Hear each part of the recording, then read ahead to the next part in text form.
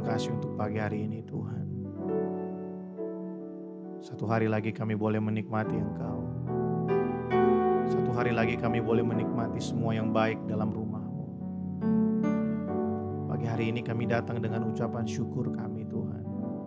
Kami bersyukur untuk kasih setia-Mu. Terima kasih Tuhan Yesus.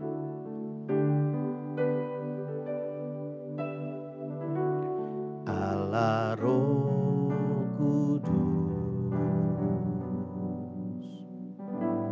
penuhi kami.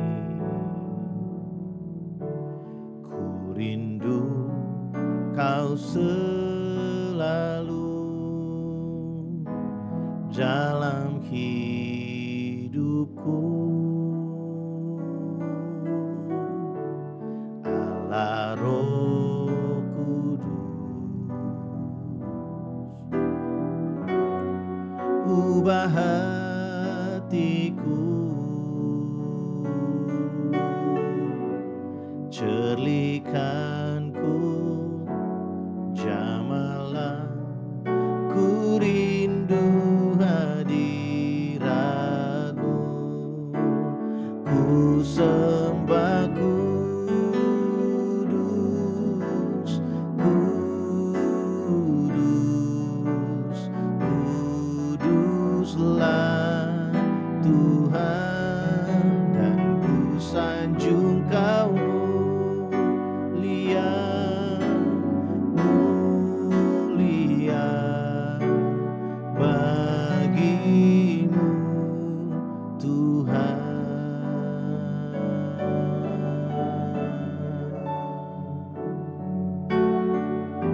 Terima kasih ya Roh Kudus, penuhi kami. Allah Roh Kudus, penuhi kami. Ku rindu Kau selalu dalam hidupku. Allah Roh Kudus, ubah hatiku, cerlikanku, jamalah, ku rindu hadirat-Mu, ku sembah kudus, kudus, kuduslah Tuhan, dan ku sanjung Kau mulia, mulia bagi-Mu Tuhan. Ku sembah kudus, kudus, kuduslah Tuhan, dan ku sanjung Kau mulia, mulia bagi-Mu Tuhan.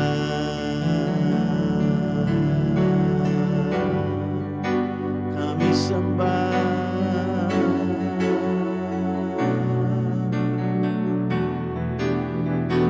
Engkau Allah yang kudus, yang layak terima segala pujian kami. Yesus Tuhan, oh,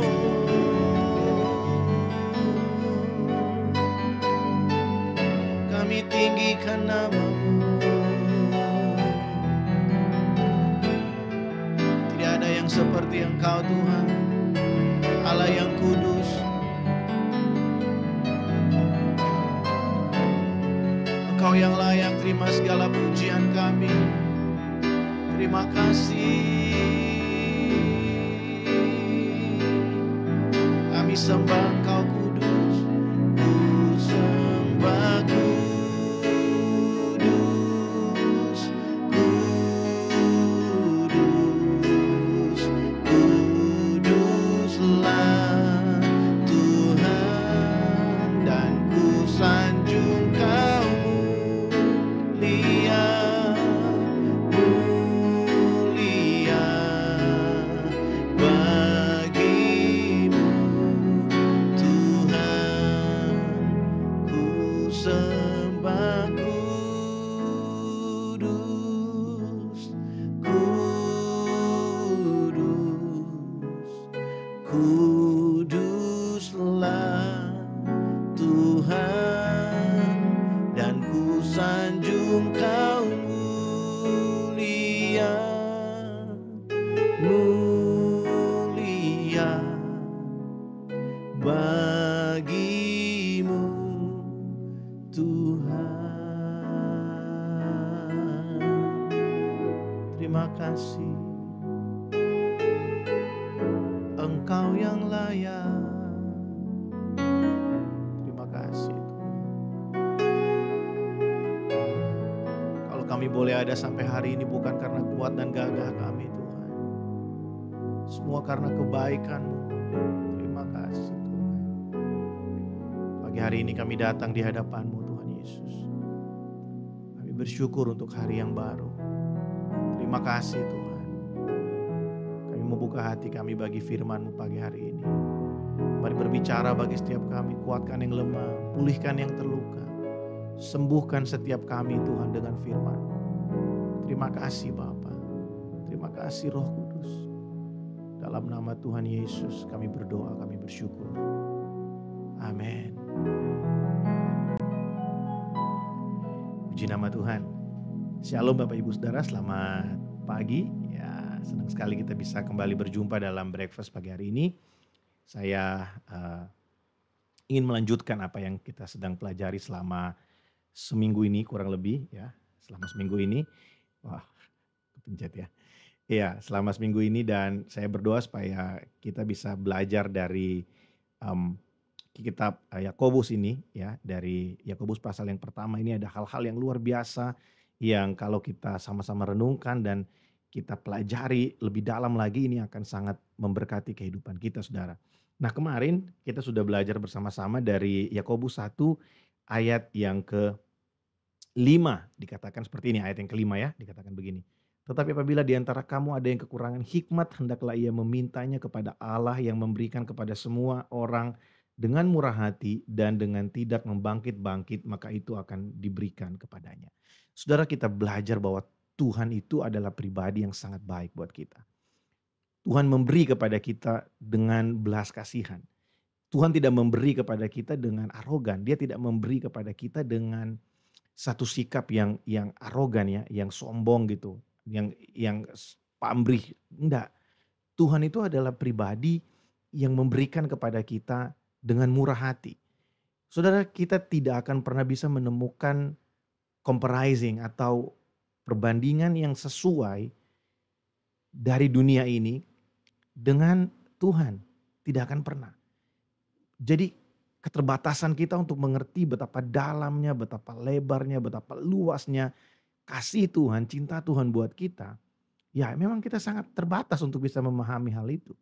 Kita tahu ada banyak sekali contoh cerita-cerita yang kita bisa ya kita dengar, seperti apa Romeo and Juliet yang ya cerita bagaimana seorang pasangan yang begitu saling mengasihi sehidup semati. Tapi Tuhan lebih dari itu. Tuhan itu memberikan kasih-Nya buat kita tanpa pamrih. Dia mengasihi kita karena memang Dia adalah kasih. Saya pernah bagikan ini buat saudara bahwa Tuhan itu tidak hanya membagikan kasih. Dia bukan hanya memberikan kasih, tapi Dia adalah kasih.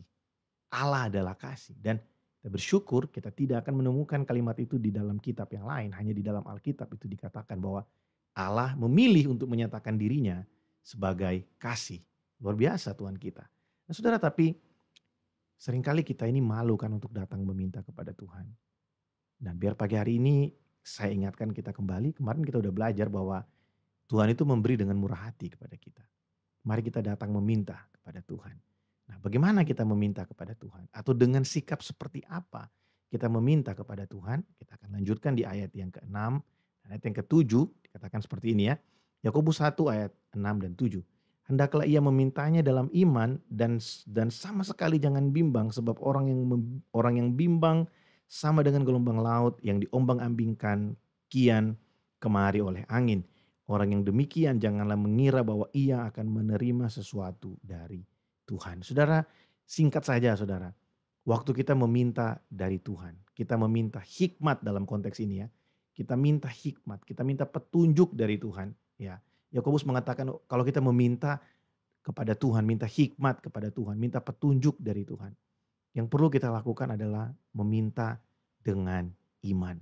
Apa artinya meminta dengan iman? Meminta dengan sungguh-sungguh. Saudara, waktu kita memutuskan untuk kita meminta kepada Tuhan, mintalah dengan satu attitude bahwa saya percaya bahwa Tuhan akan memberikan kepada saya.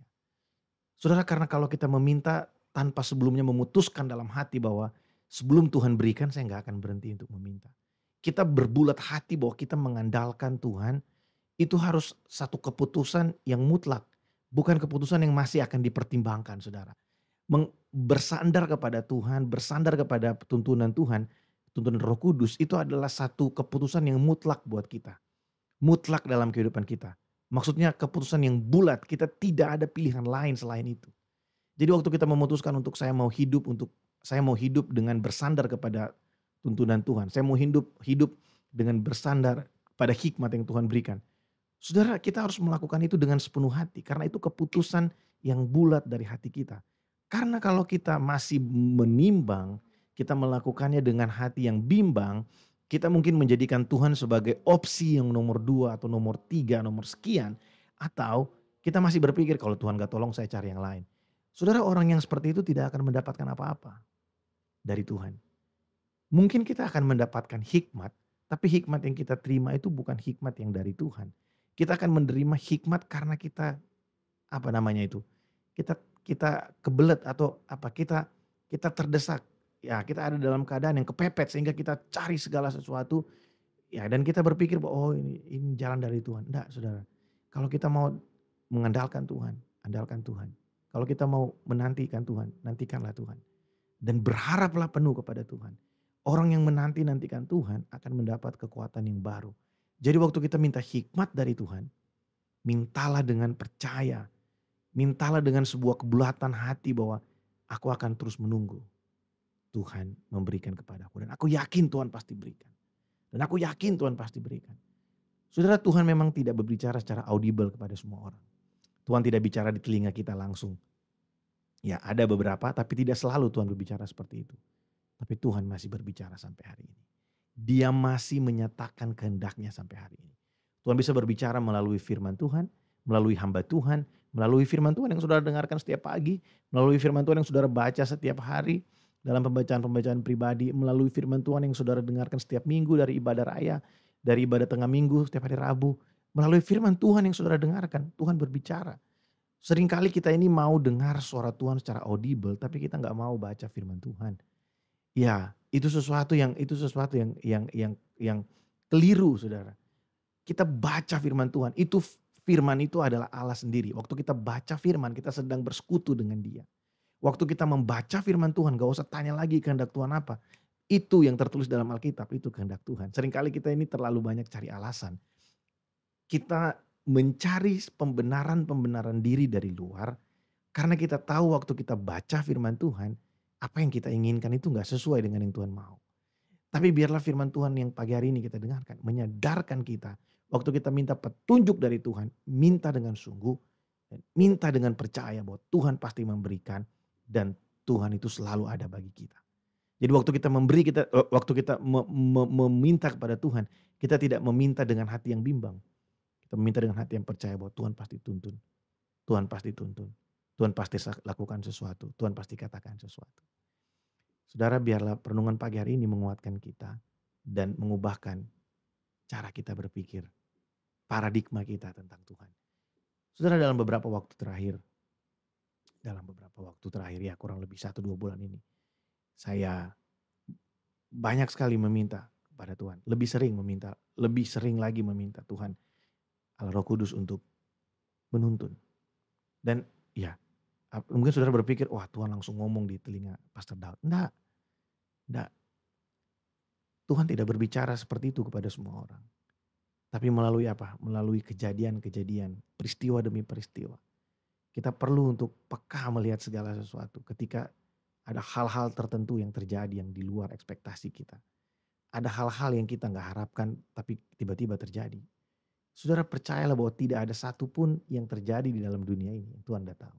Dan tidak ada satupun yang terjadi dalam dunia ini. Yang terjadi hanya terjadi begitu aja. Selalu ada sesuatu yang Tuhan ingin sampaikan melalui setiap kejadian, setiap peristiwa yang terjadi di dunia ini. Juga yang terjadi dalam hidup kita. Sebab itu saya mendorong setiap kita warga kerajaan. Mari kita meminta kepada Allah dengan berbulat hati, dengan percaya bahwa Tuhan pasti memberikan petunjuk, Tuhan pasti menolong kita. Apa sih seringkali yang menjadi kesulitan buat kita? Sebenarnya kita ini, kesulitan kita mungkin yang paling besar adalah untuk mengambil keputusan. Karena keputusan kita hari ini adalah menentukan masa depan kita. Ya kalau bilang masa depan bukan berarti hanya 10 tahun lagi, enggak. Besok saudara, masa depan itu besok. Kadang-kala yang kita putuskan, selalu ya, yang kita putuskan hari ini itu akan berdampak paling paling tidak untuk esok hari, untuk hari berikutnya, untuk hari berikutnya. Dan kita perlu tuntunan Roh Kudus, apa yang harus kita putuskan, bagaimana kita harus melangkah, kemana kita harus pergi, apa yang harus kita perbuat. Kita sangat perlu Roh Kudus, perlu tuntunan dari Roh Kudus. Sebab itu mari kita meminta dengan hati yang percaya bahwa Dia akan memberi kepada kita dengan murah hati, Dia akan memberi kepada kita dengan belas kasihan, dan Dia pasti memberi kepada kita, memberikan kepada kita tuntunannya supaya kita bisa berjalan dan kita bisa terus menikmati hubungan yang baik dengan Tuhan. Biarlah perenungan pagi hari ini menguatkan setiap kita. Mari kita berdoa. Bapak, terima kasih buat pagi ini. Kami bersyukur buat firman-Mu, syukur buat hadirat-Mu di dalam hidup kami pagi hari ini. Bapak, dalam nama Yesus hamba berdoa. Allah Roh Kudus, biarlah Engkau menyatakan diri-Mu, memanifestasikan pribadi-Mu dalam hidup setiap kami. Allah Roh Kudus, biarlah Engkau terus ada buat kami. Nyatakan kehadiran-Mu ya Roh Kudus. Hamba berdoa. Mungkin ada di antara kami umat-Mu yang sedang bimbang Tuhan untuk memutuskan banyak hal dalam hidup mereka. Ada hal-hal yang krusial yang harus diputuskan. Tapi kami bimbang bagaimana kami harus memutuskan. Aku berdoa pagi ini Roh Kudus, biarlah Engkau datang memberi hikmat buat kami. Menuntun setiap kami. Engkau Allah yang penuh dengan kasih dan menuntun kami. Bapak, aku berdoa biarlah sepanjang hari ini kami mengalami hal-hal yang luar biasa bersama Engkau. Kami dituntun dari waktu ke waktu. Kami diubahkan, kami dihiburkan dari waktu ke waktu. Penghiburan kami itu sempurna di dalam Engkau. Bapak, terima kasih. Berkat-Mu bagi setiap kami. Dalam nama Tuhan Yesus Kristus kami berdoa. Amin. Selamat beraktivitas Bapak Ibu Saudara. Tuhan Yesus memberkati. Shalom.